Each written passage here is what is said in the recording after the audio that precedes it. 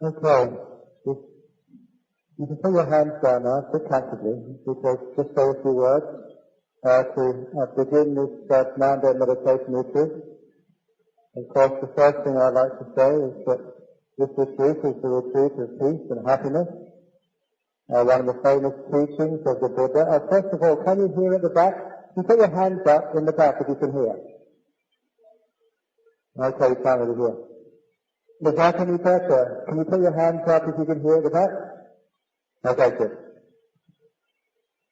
Okay, just to say a few words about the meditation and the retreat we're going to be doing here in the next 9 days. The Buddha actually made a very, very strong point that without happiness there's no success in meditation. You may remember that the Buddha's first teaching, what was the Buddha's first teaching?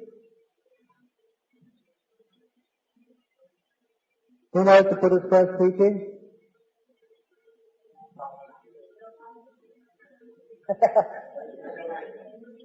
Middle way, yes. Before even the Four Noble Truths. In the first sermon of the Buddha, the Dhammavuddho Sutta, the first teaching which he gave, it started off with the middle way, to avoid extremes. Now sometimes we can be too ascetic, sometimes we can be too indulgent. And how you know the difference is when you have an ease of the body, a comfort of the body, so that you don't need to worry too much with aches and pains in the body. Because that is what the Buddha meant by the middle way. So we have a retreat here where it is very comfortable. You have cushions there to sit on, and later on, if at any time of the day you find your body is very sore, I'm going to allow you to use the chairs to sit meditation on. You can even put some of the chairs which are stacked up just on the side, so if you're very sore, please use the chairs. If anybody thinks that no, you can't become enlightened sitting on a chair, the next time you go on pilgrimage to India, where many of you go, you can actually look around Sariputa's chadia and see on the carvings on the outside, made many centuries ago, you'll see there a picture, a carving in stone of the Buddha sitting on a chair. So I tell you, you try and make yourself better than the Buddha by sitting on the chair all the time. Even the Buddha, out of compassion, so by sitting on the ground all the time, the Buddha, out of compassion, sat on a chair as an example for us that if it gets very sore, sit on a chair. Because if the mind arises, if the body is not peaceful, if the body is not comfortable, you'll find fighting with pain, that all you'll be meditating on is pain. And then you'll find that your struggle will not be able to give you liberation of the mind. There'll be a fight, there'll be a battle. And you know what happens when you have fighting or battle. You have what is said in newspapers, collateral damage. In other words, you don't get peaceful, you don't get into meditation, even your mindfulness starts to wane. And moreover, your inclination, your love of meditation starts to disappear. So it's important to keep that middle way. The chairs are there for sitting on when you get sore. It also means that during this meditation retreat, we'd like you to try and keep quiet. In my meditation retreats, we call it Nobel silence. And you know what Nobel silence means in my retreats? It means there's no bells. We don't ring the bell in our meditation retreat. That's what I call Nobel silence. And if you're very lucky, you'll have Nobel Peace Prize, which is But here we do have a schedule. If you have a small retreat like the ones I teach in Australia, then you don't need bells. But here you have to, because you've got so many people, you have to have a structure. So we do have that structure. So try and keep it the best you can. If it's time for sitting, sit down. But if it gets sore, sit in a chair. That in this retreat is allowable, out of compassion. If you sit in a chair, you can't sleep in the chair, nor can you sleep on your cushion over there. So try and keep that awareness and that mindfulness. During the retreat I'll be encouraging you and teaching you the techniques to get deeper and deeper into meditation. The retreats which I've been teaching over many, many years have been very successful. Sometimes people who haven't liked meditation before, who change their attitude, and they've gone away really loving the meditation. So much so that they become constant meditators every day. They'd rather give up their food than give up their meditation, because it's enjoyable, it's profound, and it gives them much insight and wisdom of life. But more than that you get some great insights and understandings about the nature of the mind and the nature of life, in particular about the nature of happiness. The deeper one goes in one's meditation, the more one sees. And this is why we have, in this type of meditation, it's called insight meditation. The opposite of insight meditation is called excite meditation, and we get too excited. There's no excitement here with insight. This means looking in. So the whole path of meditation is learning how to look within. To go deeper and deeper inside, away from the world, away from your family, away from time, away from your body, going deeper in to oneself. And you'll find this will be the general theme of this retreat, is going in, seeing in, out. Not seeing any surface of things, not seeing the packaging of life, but seeing what's in the center of everything. This way of going inwards is going against the stream, the Buddha said. The stream of the world is always to go out and on to the next thing. That's sometimes called expectation. Always going out. Here in this retreat, it's not expectation, it's inspectation. Inspecting, not expecting. You understand? So look inside. Don't look the next moment. And I'm mentioning this at the very beginning of the retreat because it's just at this time when you come here and you may have all these resolutions, you may have all these expectations, you may have all these demands of what you want to get out of this retreat. It's not what you want to get out of this retreat, it's what you can let go of in this retreat. This is important. We meditate not to attain, we meditate to abandon, to let go. Please remember that. If you're trying to attain something, if you're trying to get somewhere, it means you're not being where you are. And the truth, the secret of life, does not live out there. It lies right in this body and mind, in this moment, in this experience of now.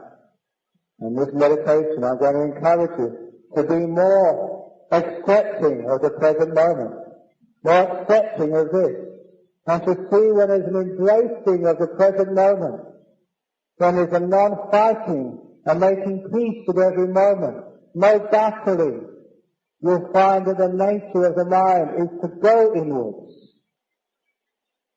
to go to the source, what's called in Buddhism, Yomasa Manasukara, which literally means, according to the Pali, work of the mind, which goes back to the womb, to the source, to the Dhamma.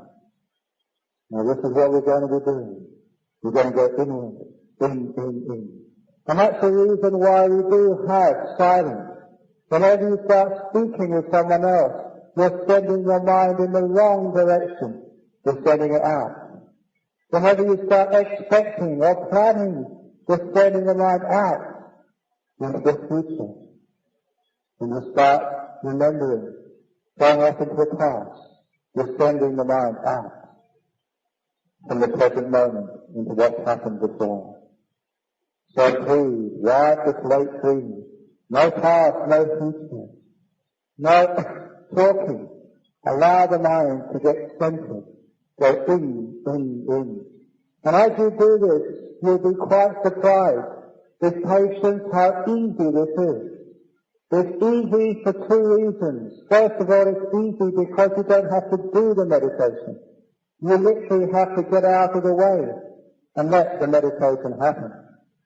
When I first became a monk with Ajahn Brahm, there was a strange thing he said to me again and again and again.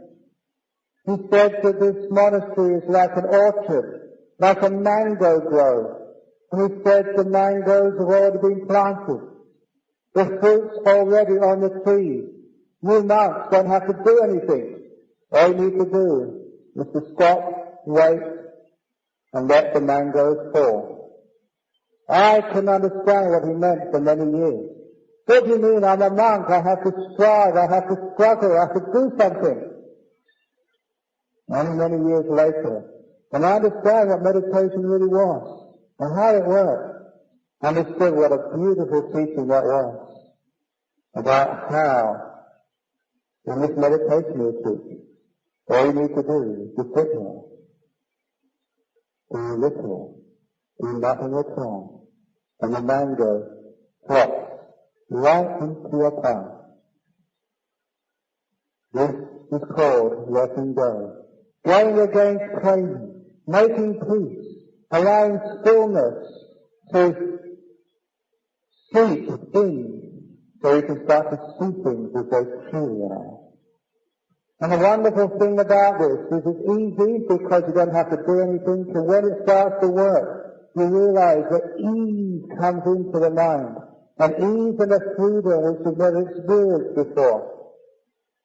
Wow, it feels so good. The ease is the beginning of happiness. The inner happiness which great meditators exude. One of the reasons is that why I say that a monk like Ajahn Brahm, he is the happiest man I've ever seen. When you see someone happy like that, you want to know the secret. Okay, you might want to philosophize. You might want to argue. You might want to ask what's the best religion or what's the best thing to do, but look, when you see the results, then you know what you want. If anyone is enlightened, if they've abandoned suffering, how can they be miserable? The sign of an enlightened one is their happiness. If Nibbana is the ultimate happiness, surely the monks who have attained Nibbana should be the happy one. So, if you want to be on the path of Nibbana, see if you can follow the path of happiness, inner happiness. And it happens. As you're meditating more and more, you get more and more happy. You have a routine. Certain times you have to sit meditation. You have a time for breakfast, a time for lunch. The lunch is optional. So is the breakfast. Now I say this because in all of my retreats, there's always one or two characters who decide from this lunch. They don't do it because they plan to. They don't expect to. But it happens when you follow this path. But sometimes you'll be sitting there and things become very still. They get very peaceful and very enjoyable. So much so, when it comes to 11 o'clock when you have lunch, the mind makes a decision. Why do I want to give up lunch? And I've got such happiness, such profound state of mind. You'll find that at times you just don't want to get up. You can't get up. And you sit right through. If that happens, please allow the happiness, the peace to come to be with it. Don't throw it away. You can eat lunch any time. You can always have breakfast. When you get to the deep state of happiness and bliss, don't throw those away. Know the stuff which are going to lead you to enlightenment. Now it's natural. If you get to those states, it's not a choice. You just carry on. Now imagine that. You're sitting and it's so much fun. You can't even concern yourself about lunch, even though you know you're not going to eat for another day. This is when the meditation starts to get really fun. And with those deep meditations, you really start to get powerful insights, deep insights into the nature of attachment, into the nature of you. You have teachings of the Buddha, like Gita. In my retreats, the people get very deep. I ask them to remember their past life. I will be teaching that in this retreat. Not many of you will be able to do that, but now and again, somebody gets deep enough, they can do these things. Now that's an insight which is very rare, to prove for yourself that this thing about Rupa actually is true. As many religions can teach the truth. Only a few religions say many, many lies. Now actually you can prove to yourself which of these religions is true.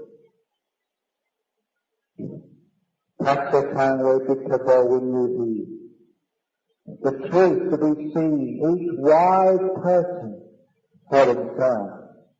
Now you're doing that. You also understand the law of karma. In those deep meditations, this wonderful teaching of non-self, of anatta, emptiness, sunyata, which you heard about, which you read about, which is expressed in all the major traditions of Buddhism. Not just Theravada and the Mahayana, the Heart Sutra. You're finding out where those teachings come from and where they all come together in the emptiness of non-self. In this retreat, I'm going to take you right to the depths of Buddhism, to the heart of it. When I give talks, like I've just been doing in Singapore, I tell a lot of jokes. I make people laugh. In the retreat, I want to make people not laugh, I want to make people enlightened. So, this retreat is going to be deep. We will see things you never seen before. Understand things you never expected. Maybe you might remember the past life. Maybe you might go into one of the good states. Maybe you get the seed of enlightenment in the future. But you'll understand much more about such teachings of emptiness in oneself. And don't think you can't do it. Each one of you has the ability to get to the very end. The Buddha said the only people who cannot get the deep meditations, who cannot get the insight, who are prohibited from entering into the house of enlightenment, are people who have killed their mother, murdered their father, or raped a nun, or shed the blood of a Buddha, or caused a schism in the Sangha. Are there anyone here who has done any of those things? No. Which means that each one of you is free to attain the highest. So I'm encouraging you. You can do it. And don't think that, oh, I'm a new meditator. I've never meditated much before. This is my first retreat. How can someone like me do these things? In the time of the Buddha, sometimes there was one character who was ordained as he got placed in the Buddha in the morning. He ordained him as a novice before lunch. In the afternoon and the evening, he ordained him as a full monk. And by the evening, he was an arahat. One day. So, if you can do it, why not you? I say those things just to give you encouragement, because faith and confidence is so important. But please, as I try and take this retreat to the very highest, I want you to have confidence. I want you to follow the instructions. The instructions you hear here are not specific, they're general. It doesn't matter what meditation object